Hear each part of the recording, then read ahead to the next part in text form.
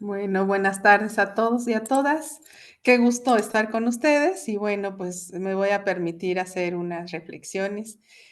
Siempre agradezco la invitación tan cálida que me hacen el favor de hacer la maestra Patti y el maestro Jaime para compartir pues, con toda la familia UNAO en este caso, ¿verdad? Pues algo de la experiencia y de lo que a lo largo de estos años, que como ya vieron no son tan poquitos, pues he podido construir y he podido reflexionar. Entonces, pues si gustan, iniciamos. Traigo una presentación muy pequeñita, no los voy a asustar, creo que son 3 o 4 diapositivas nada más, pero sí lo importante es que podamos hacer una reflexión, ¿no? Ahora que ya veíamos pues la presentación de los directivos del UNAO, desde ahí nos vamos posicionando de cuál es la mirada, ¿no? Voy De esta, a de cambiar, ser ya no aguanto esta cosa. docente, de esta mirada de ser docente y de esta mirada que implica también un compromiso profundo con lo que hacemos. Y bueno, como decían ambos maestros, creo que una de las fuerzas que nos mueve finalmente es el dar y lo podríamos traducir como el amor que tenemos hacia lo que hacemos. Entonces, fíjense qué maravilloso puede ser que nos dediquemos a algo que nos gusta, que nos apasiona y que además, pues modestamente podemos vivir de eso, ¿no? Eso es como no tiene precio. No es un valor económico, sino no es un precio que la vida nos regala. Entonces, pues bueno, voy a empezar para ir desarrollando ideas y bueno, si alguien tiene también alguna cosa, ahí les voy a pedir por favor que puedan ir mandando mensajitos para como no interrumpir la dinámica, pero sí como para que yo vaya retomando sus ideas, que se me hace como muy importante esa parte. Bueno, pues entonces ya, ¿verdad? Ya estamos en la ceremonia de inauguración y bueno, si me haces favor, esa es la última. Esa era una broma, ya me voy a mi casa, ¿verdad? Ya regreso. Bueno, eh, cuando el maestro Jaime me hizo favor de invitarme, me comentaba que para él es importante pensar esta parte del compromiso que tenemos con la práctica pedagógica, ¿no? Con el ser pedagogos implica pues obviamente un compromiso que finalmente cuando empezamos, ¿no? Con esta idea, a lo mejor como cualquier actividad en la que nosotros nos desarrollamos, de una manera hasta romántica, ¿no? Así como que, ay, voy a ser docente o voy a ser, me voy a dedicar a la docencia o me voy a dedicar, ¿no? A trabajo con niños, por ejemplo, ¿no? Que es así como la idea más recurrida por muchas, quizá más mujeres que hombres, pero también, ¿no? Muchos hombres están como muy en ese entendido de la enseñanza en la educación básica, por ejemplo, ¿no? A lo mejor ya después, pues vamos descubriendo los otros niveles educativos y bueno, pero de todos modos es una relación, ¿no? De dar y de aprendizaje y de poder organizar materiales, poder organizar ideas, de todo esto, ¿no? Que sabemos. Obviamente yo creo que en los distintos niveles educativos hay retos distintos, ¿no? Tanto sociales como los que nos enfrentamos en el aula, ¿no? No es lo mismo trabajar con niños preescolares, por ejemplo, a trabajar con jóvenes de secundaria, ¿no? Que muchos maestros dicen, si no has dado clase en secundaria, no puedes decirte docente, ¿no?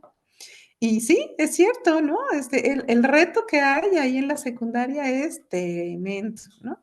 Bueno, y luego el bachillerato y por supuesto la carrera, ¿no? La carrera universitaria.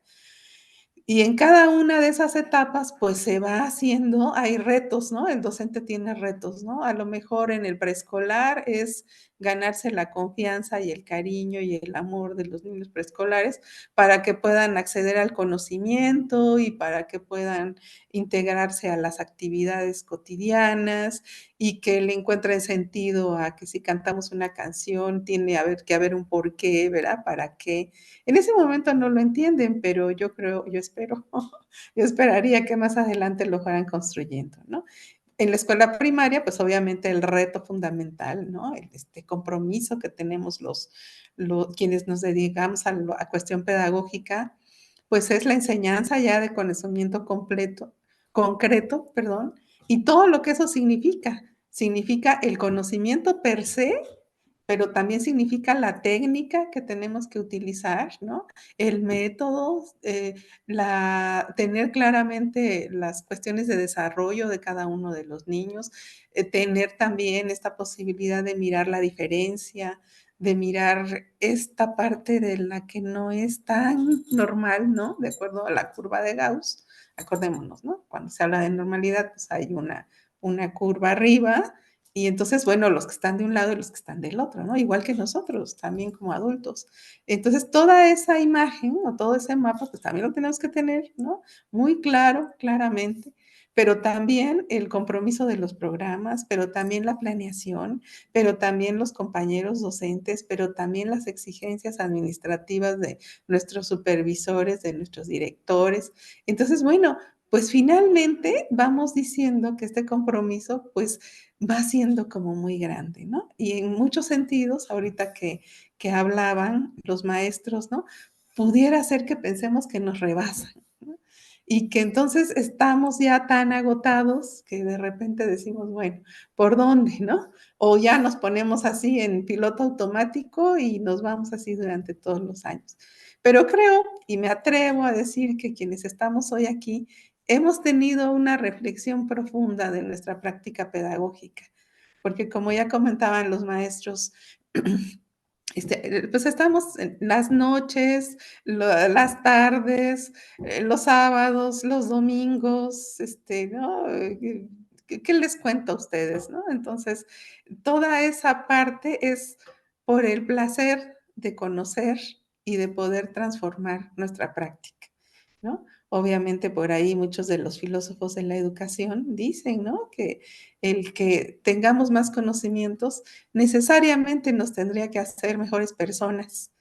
Entonces, yo celebro que haya, pues, estos encuentros con personas que están convencidas de que vale la pena y de que vamos a ser mejores personas, ¿no? Con estos comentarios. Entonces, bueno, regreso a esta idea que platicaba con el maestro Jaime cuando me hace favor de invitarme y decía yo, bueno, entonces, ¿cuál será el objetivo de esta charla, de esta plática?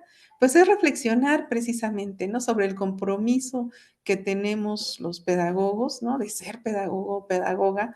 Y bueno, los retos que ahorita pues yo dibujé, ¿verdad? Así, tantito dibujé, pero que nos podemos ir acercando un poco más de manera más concreta. Por favor, si me puedes dar la siguiente. Bueno, ¿por qué los docentes deben actualizarse? ¿No? Pues aquí vamos a empezar por, por el principio, como decía Piaget, ¿no? Para poder mantenerse al día con los avances y cambios en su campo. Eso es una de las cosas importantes, ¿no? Bueno, ¿quién enseña? Pues quién sabe, ¿no? Se supone que el que tiene un poquito más de conocimiento que el resto de los participantes de un grupo. ¿Por qué? Pues porque va a dar los lineamientos, porque va a dar las teorías, porque va a dar el material, porque va a dar las estrategias, ¿no? Y entonces hoy, ¿no? Encontramos esta mirada de, pues sí, precisamente poder mantenernos con los avances y cambios de nuestro propio campo profesional, ¿no? Hoy, por ejemplo, dentro de la pedagogía, pues empiezan a hablar, ¿no? De muchas corrientes, ya la pedagogía crítica, así como de los últimos, pero el otro día platicábamos, ¿no? Acerca de la pedagogía feminista.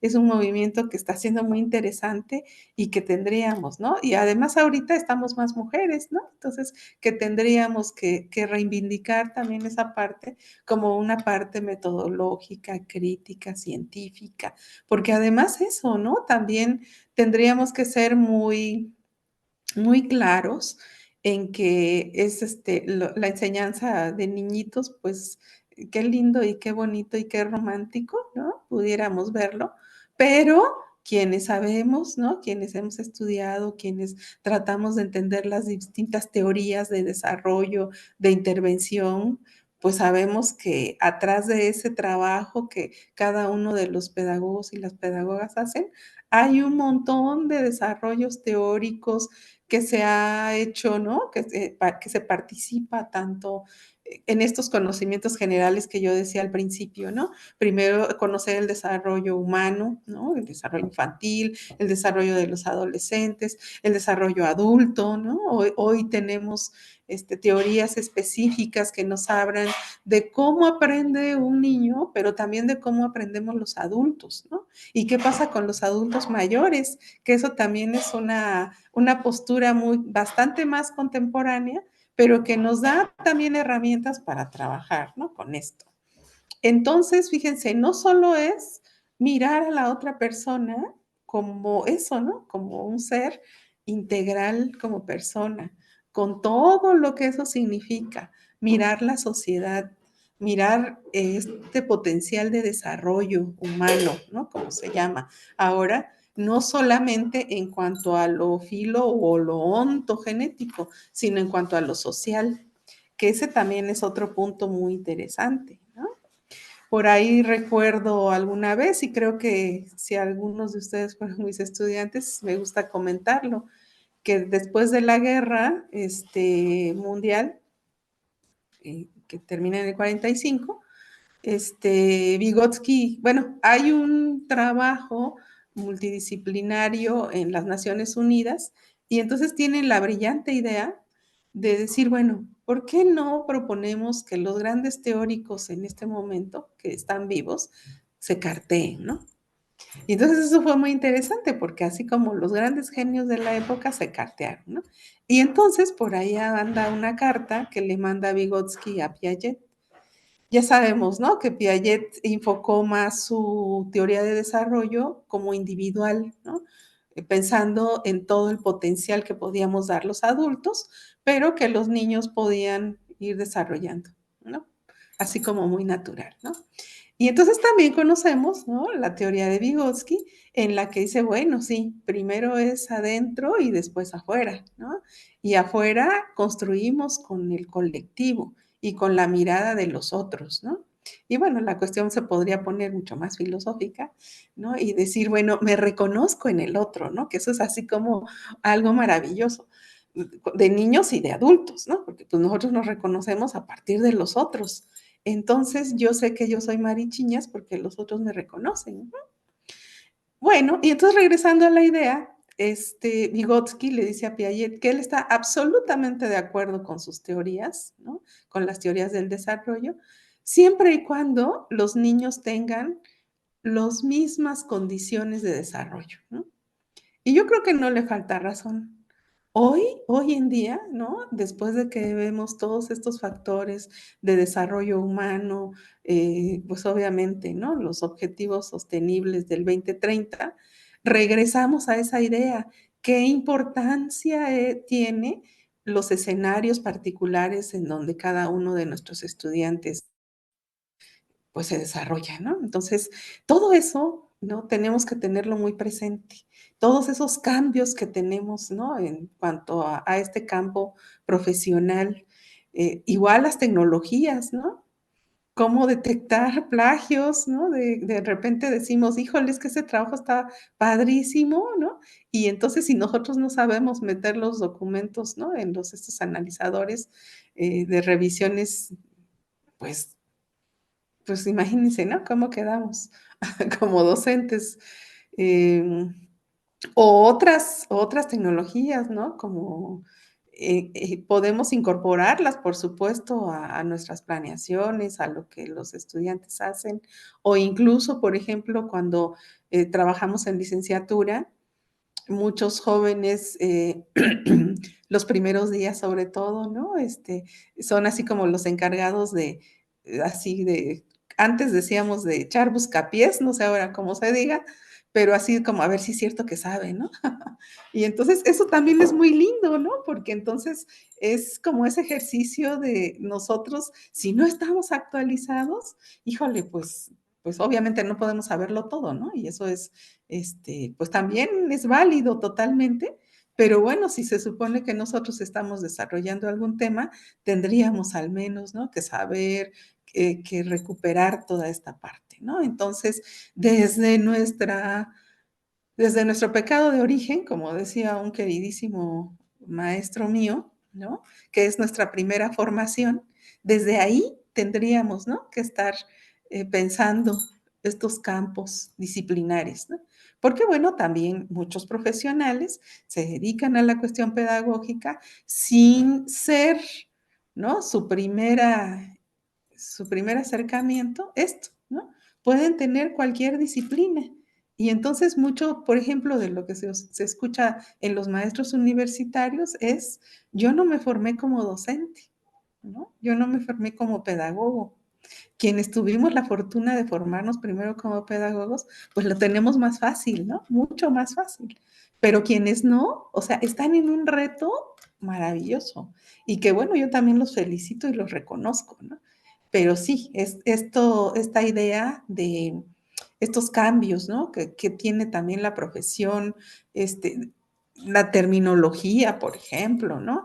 Hace algunos años, por ejemplo, cuando se hacía un diagnóstico psicológico, pecado de origen mío, se hablaba, ¿no? Del pequeño mal, por ejemplo, ¿no? Pues ahora si a alguien le decimos, no, pues es que hay pequeño mal, pues ni vas a ver qué, ¿no?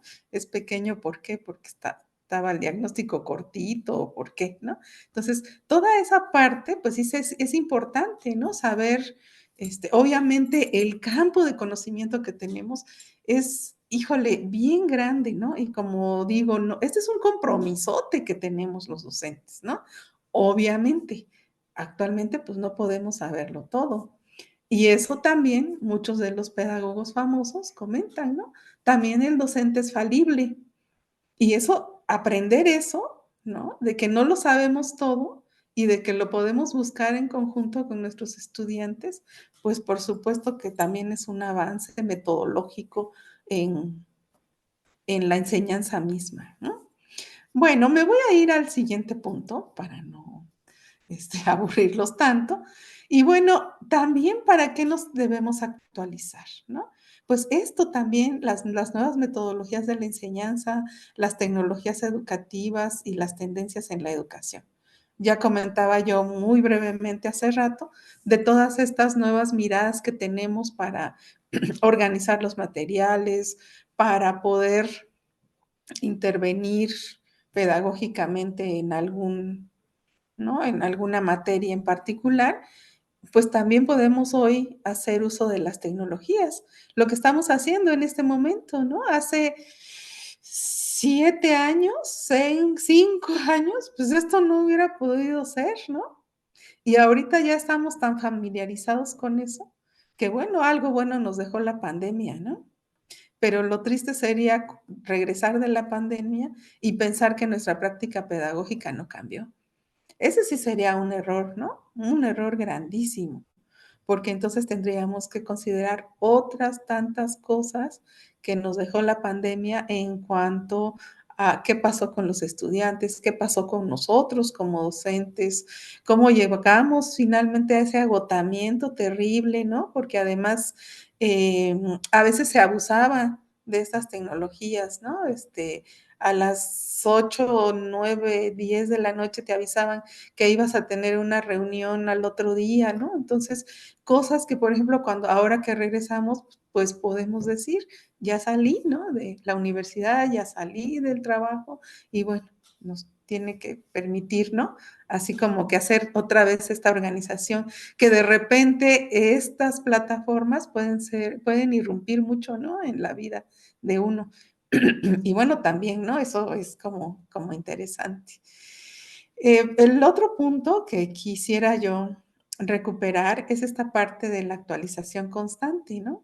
¿Por qué tenemos que actualizarnos? Bueno, ya decía yo un poco hace rato que hoy quizá las disciplinas científicas, cualquiera que esta sea nuestra especialidad, pues cada día tienen nuevas miradas, nuevas perspectivas, esto, ¿no? Ajá. A ver, un maestro de matemáticas que les platique a sus estudiantes, ¿no? Que México va a entrar a hacer robots minutitos, que van a mandar a la luna y que es una tecnología, ¿no? O que el eclipse que tendremos próximamente, ¿cómo podemos explicarlo? ¿No? O que la guerra de Medio Oriente, ¿no? O sea, fíjense, todas esas posibilidades en el aula las tenemos, pero también tenemos que estar, ¿no? Actualizados y también tenemos que saber, híjole, pues si no de todo, pero sí meternos, ¿no? Claramente en muchas de las cosas que tienen que ver con esto de la enseñanza y con la calidad de la enseñanza, ¿no? Obviamente esto, dicen los estudiosos, que ofrece a los estudiantes una educación más efectiva y más relevante, ¿no? Estoy usando a lo mejor terminología que está, ¿no? Dentro de los organismos internacionales, que ahí yo también tendría que decir que hay mucho que rescatar, ¿eh? A veces nos peleamos con la dimensión lingüística, ¿no? Pero en el fondo es, ¿no? La búsqueda de la mejora de oportunidades para que llegue ese conocimiento de manera efectiva y eficiente a todos, ¿no? Y de manera relevante, ¿no? Entonces aquí, por ejemplo, cuando leíamos a María Montessori, ¿verdad? O cuando recuperamos a María Montessori y decía María Montessori, bueno, puedo estar satisfecha de la enseñanza cuando el niño regresa a su casa y le dice a su mamá que se tiene que lavar las manos para preparar la comida, ¿no?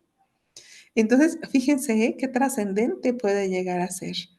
O también el hecho de que nosotros como adultos demos otra posibilidad de mirar al adulto para muchos niños, ¿no?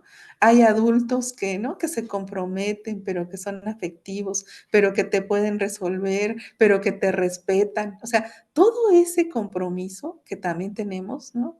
Como docentes, como pedagogos en esta parte pedagógica, pues es fundamental, ¿no? Y en todos los niveles, yo diría el docente es un referente. Eso yo creo que es un compromiso totote que tenemos, ¿no? Porque somos referente, ¿no? Para bien o para mal, para decir, me puedo acercar a esa persona para que me dé un consejo de dónde buscar información o un consejo de vida incluso, ¿no? Entonces, eso también creo que nos tendría que permitir o tener este compromiso de decir, bueno, en ciertas edades, ¿qué pasa con el desarrollo de los chicos? ¿A qué se están enfrentando? ¿No? ¿Qué es o qué trastornos tiene la droga, por ejemplo, ¿no? Yo veo que este jovencito llega con ciertas características y eso, pues sí estoy obligado. Como pedagogo docente estoy obligado a saber qué le pasa, ¿no? O qué, ¿por qué no duerme? ¿Por qué hoy llegó con el brazo roto? Y eso, fíjense, que también nos compromete con las familias y nos compromete con la sociedad, ¿no? Porque entonces, también un filósofo contemporáneo, Fernando Savater, dice, ¿no? Tal parece que en la actualidad los adultos hemos renunciado a ser adultos, ¿no? Y yo robándome la frase diría, no sé cuántos maestros, profesores, pedagogos, pedagogas están renunciando a esa labor fundamental, ¿no? De sí la enseñanza, pero también qué pasa con el desarrollo afectivo o socioafectivo, qué pasa con las etapas de desarrollo, qué pasa con la identificación, qué pasa, ¿no? Con las dificultades que se tienen para los aprendizajes. Y eso sí estamos obligados a saberlo. Y entonces cada vez hay más conocimiento sobre esto y obviamente no vamos a poder ser especialistas en todo, pero ahorita que hable yo en las conclusiones, vamos a ver cómo sí podemos hacer alianzas. Y eso es muy importante, ¿eh? Para nosotros como pedagogos. Entonces, la actualización resulta, pero sí, imprescindible. Eso es algo que sí tenemos, ¿no? Que conocer, hasta incluso, ¿no? Cuáles son las palabras, cómo se han transformado, cómo se transforman los conceptos teóricos, ¿no? Cuáles son, eh, Bueno, lo voy a decir, ¿eh? No lo quería decir, pero para que no nos cuenten que la propuesta más rimbombante y más actual, pues, es el trabajo por proyectos, ¿no? Entonces, pues, o sea, pues sí, pues, pero, pues, no es algo nuevo. Eso es algo que ya se trabajó desde el siglo pasado. Entonces, eso también es obligación nuestra, ¿no? ¿Cómo saber, no? Que todo lo que nos platican de repente, lo que se discute, muchas cosas no son tan nuevas, ¿no? Y que pues ya pasaron y que se han probado y que bueno, está bien, pues, ¿no? Pero pues eso también nos ayuda a decir, a ver, espérame tantito, ¿no? Hay cosas que podemos discutir y qué resultados hay, ¿no? Porque hoy afortunadamente la investigación pedagógica está muy de la mano con el conocimiento. Entonces, esto es fundamental, ¿no? Bueno, me voy a ir con el siguiente para darle más tiempo a la otra propuesta que tengo. Además, ¿no? Los docentes, ¿no? Nos permite adaptarnos a las necesidades y demandas de una sociedad actual. Sí, a ver, ¿qué pasa? El docente dice en su salón que por favor, papás y mamás, no dejen utilizar tanta tecnología, bueno, tantas redes a sus hijos, ¿no? Porque están expuestos a todo, ¿no? Hasta pornografía, hasta que híjole, ¿no? Hasta que los mercalicen, ¿no? Que hagan dinero con sus hijos, con fotos de sus hijos, que les mientan, que los engañen, ¿no? Desde eso terrible hasta cuántas horas invierten en ver a sus amiguitos que están bailando y cambiándose, ¿no? El sombrero y eso, cuando podría utilizarse ese tiempo en otras cosas, ¿no?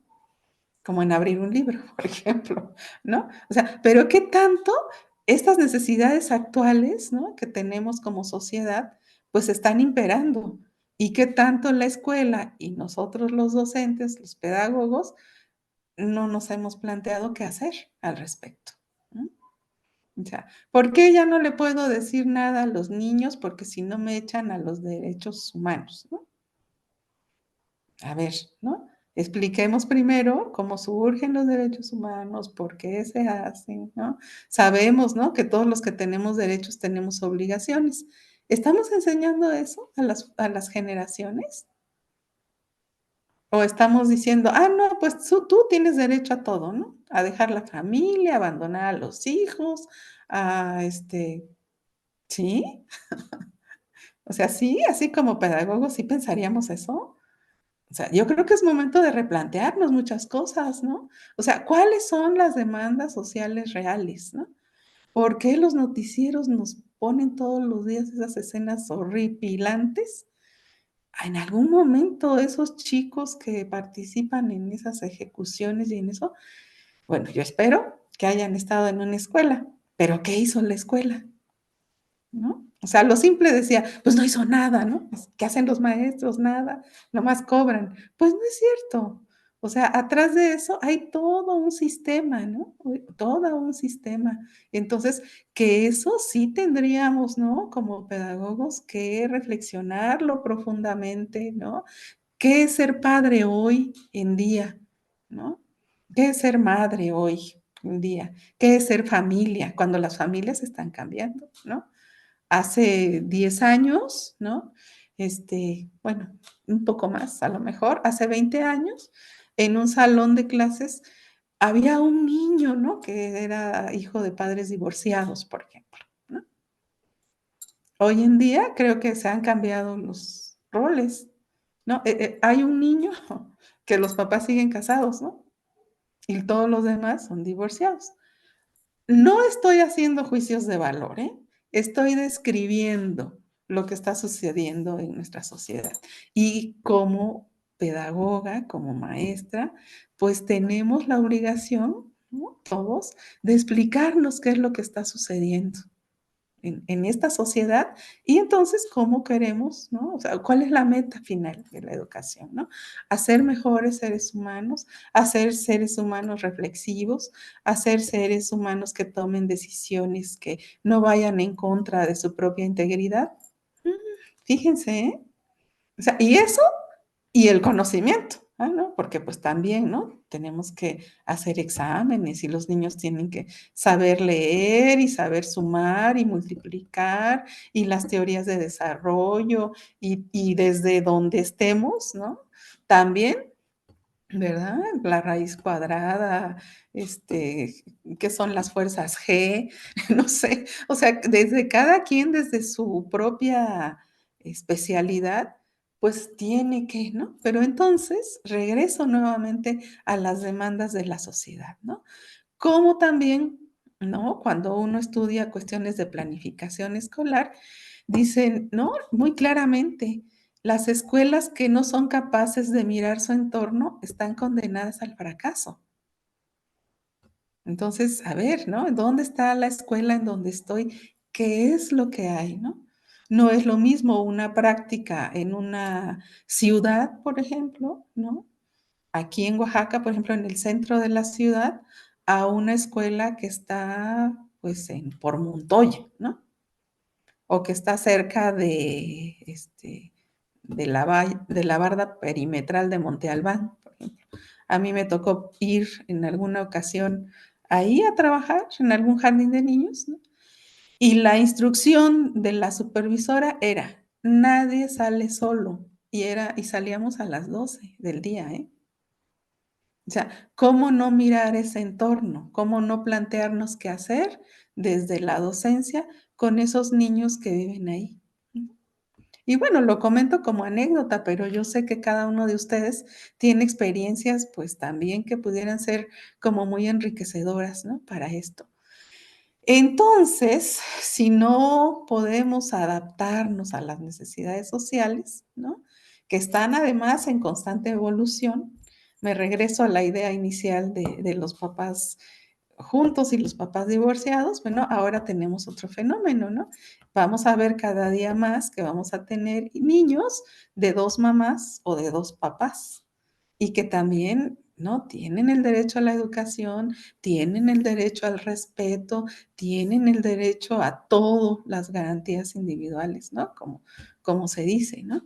¿Qué pasa con la inserción de niños o de personas con alguna condición de discapacidad franca?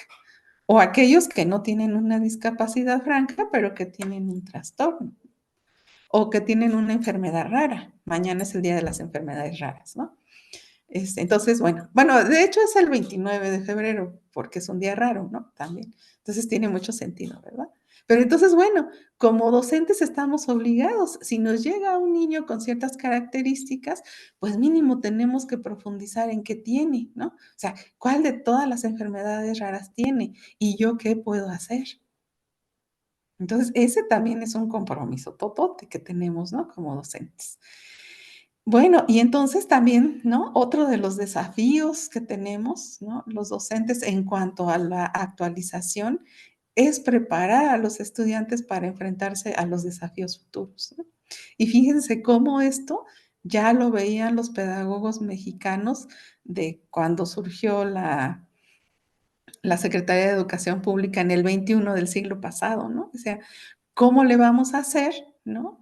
Si los docentes se preparan en el pasado con teorías del antepasado para los chicos del futuro. Y ese reto sigue habiendo, ¿eh?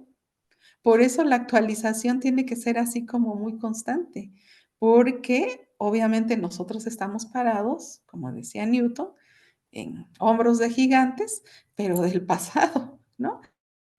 Entonces, como que tenemos que ir actualizando nuestros gigantes, porque hoy se están creando teorías pedagógicas y teorías sociales y teorías epistemológicas, pues contemporáneas, y tenemos que estar en esa actualización. Yo creo que hoy más que nunca esa exigencia, híjole, es muy importante, ¿no? Para todos nosotros.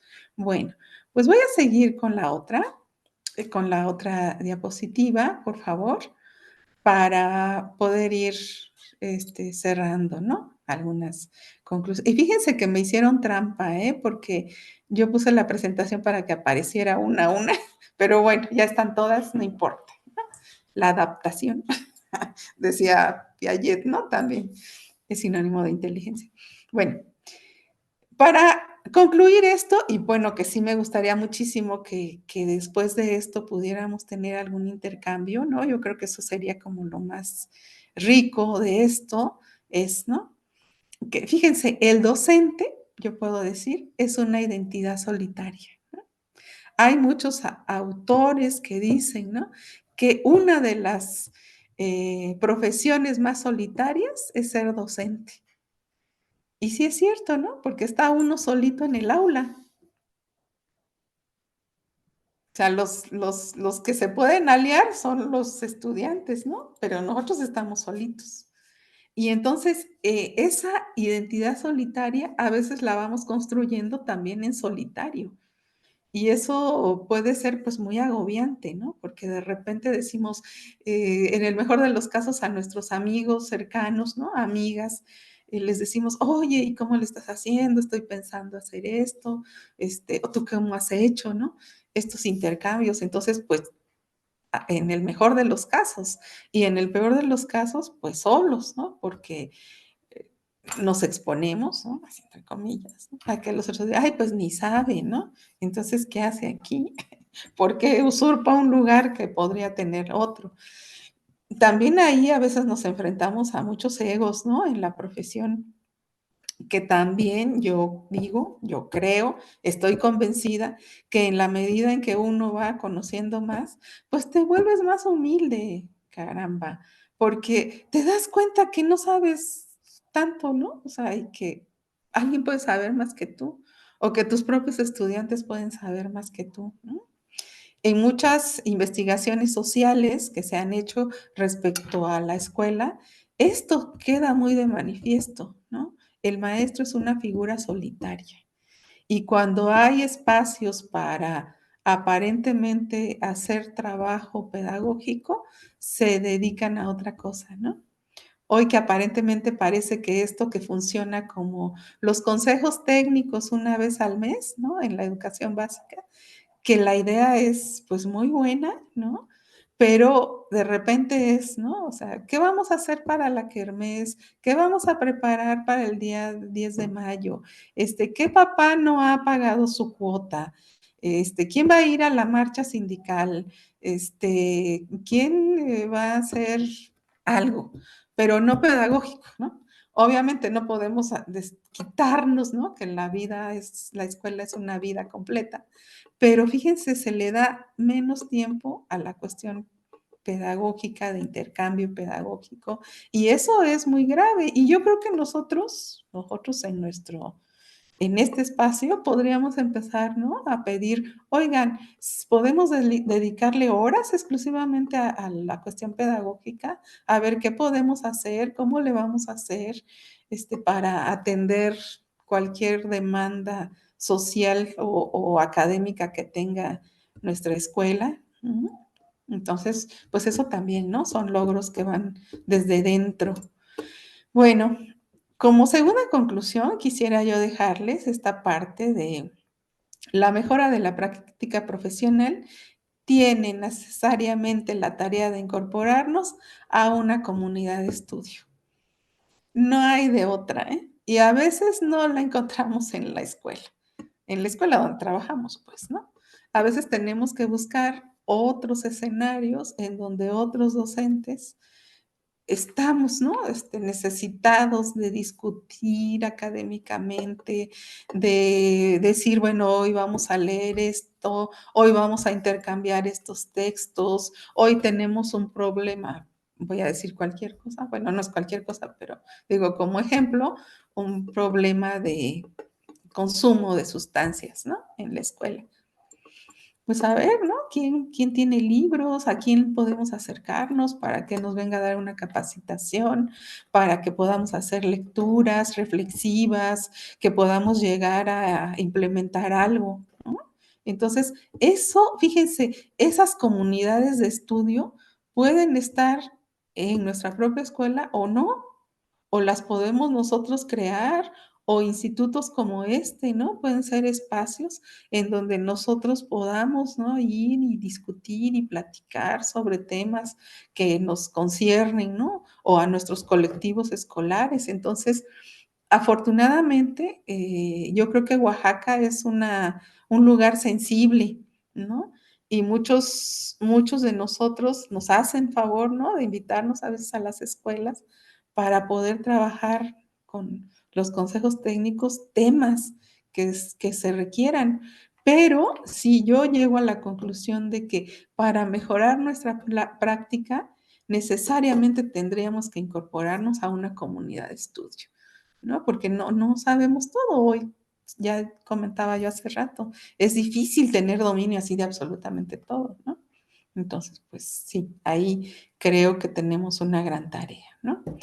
Y la siguiente, que después de estar pensando, ¿no? En qué podía yo compartir con ustedes, pues esta parte de la formación continua también es el camino para desarrollar prácticas adecuadas de la enseñanza, ¿no?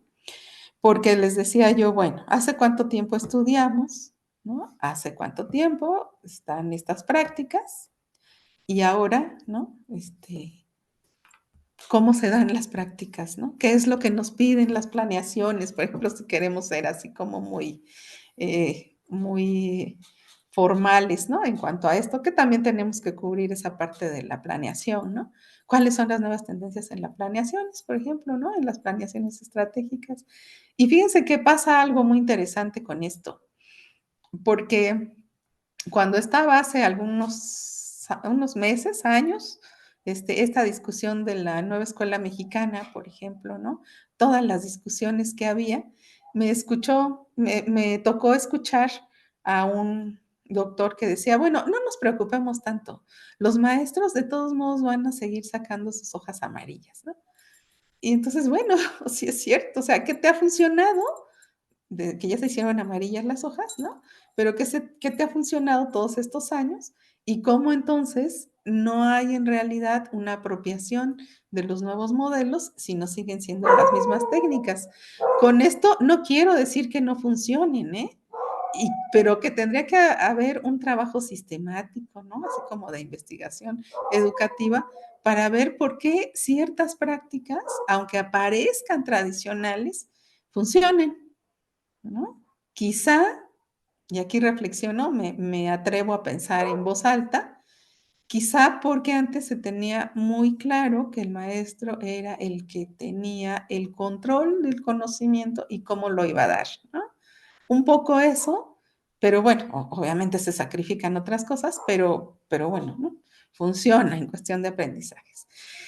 Entonces, también, ¿no? Esta formación continua, pues, nos permite ver qué nuevas tendencias hay, cómo se está repensando la cuestión de enseñanza, la cuestión pedagógica, qué otros modelos pedagógicos surgen como para explicar este momento actual. Y ahí aprovecho para decir algo que todos sabemos, ¿no? Que cuando algo que estamos viendo que ya no funciona, es porque ya la teoría ya no nos alcanza. Entonces, pues, tenemos que crear nueva teoría, ¿no? Y por eso es como muy importante también algo que desde hace también ya varios años se ha dicho, ¿no? Tenemos que hacer investigación dentro de la escuela para ver cómo se fomentan o eh, qué resultados tiene estas locuras que podemos nosotros hacer en el aula, ¿no? Y yo les diría que nos acordáramos de Freinet, ¿no? Freinet, pues ya sabemos que lo corrieron de su escuela, ¿no? Por andar haciendo técnicas locas, ¿no? Y hoy tenemos pues sus maravillosos textos de las prácticas, ¿no? Para la escuela popular, las técnicas. Entonces, esas técnicas, ¿no? De la educación popular, pues bueno, ¿no? También tendrían que ser una inspiración para nosotros que estamos de manera cotidiana en los escenarios pedagógicos, ¿verdad? Bueno, y entonces, pues casi, ¿verdad? A manera de conclusión final, yo creo que no importa el nivel en el que nos desempeñemos, ¿no? Esta es la ruta para continuar en un camino de compromiso. Reconocernos que somos una figura solitaria, pero que no tenemos por qué andar ese camino en solitario, porque podemos hacer comunidades y este reto, ¿no? De la formación continua para los retos que tenemos en la actualidad, que no son los que tuvieron nuestros docentes cuando nosotros estudiábamos y que pues son distintos. Y que entonces, pues, ¿qué va a pasar? Pues no sabemos, es que eso es lo padre, ¿no? Pero pues hay que morir en el intento, como dicen los pedagogos, ¿no? Y me gustaría terminar con esta frase de Sabater, que igual muchos ya me la han escuchado mucho, pero que la verdad me identifico mucho con ella, que dice algo así como, los pedagogos somos personas optimistas, ¿no? Los pesimistas, favor de abstenerse. Pues muchas gracias.